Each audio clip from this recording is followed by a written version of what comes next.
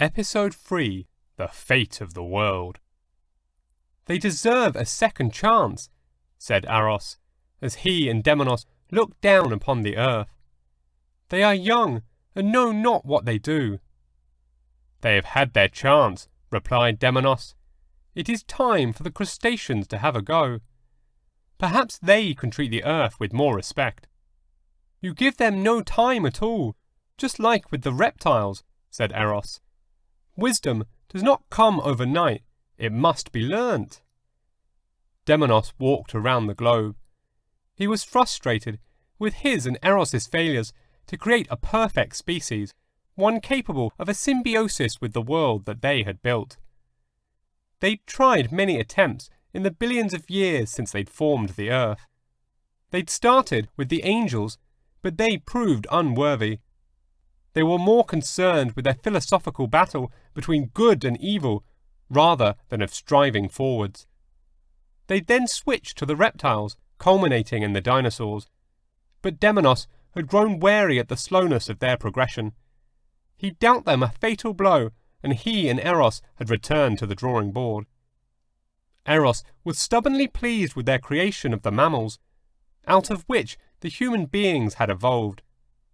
It is true, they had achieved more than any previous creature, but their lust for war and greed for power was leading to the destruction of the fragile earth.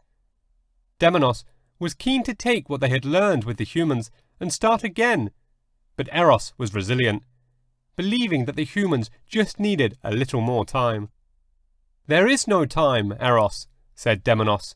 "The world is crumbling. I will not lose all the time and effort we put into creating it just to save humanity. It is time to find a creature worthy of our creation." Demonos was the more powerful of the two, and once his mind was made up, there was no stopping him. Eros wondered how he would wipe out humanity. Would it be a meteor again, as with the reptiles? Perhaps a supervolcano eruption, or floods like they'd done with the angels? Eros knew there was only one way to stop him. Demonos prepared to turn up the fires within the planet and let the volcanoes explode and burn the surface of the earth. It was a drastic measure, but it was the only way to be sure that he got them all. He was already full of ideas on how to evolve the crustaceans. Would he give them 3 legs and 3 arms, or 4 arms and 2 legs? It was always exciting evolving a new species. He was about to get the lava flowing when he looked down upon the earth, and there, kneeling protectively over humanity, was Eros. Demonos was not one to get angry. He merely breathed a long sigh of frustration. By going down to earth, Eros had sacrificed his immortal life and godlike powers, but in return he had saved humanity. For Demonos would not burn the earth with Eros upon it. He was, after all, his father. "You have been given a second lease of life," said Demonos to humanity. "Now earn it."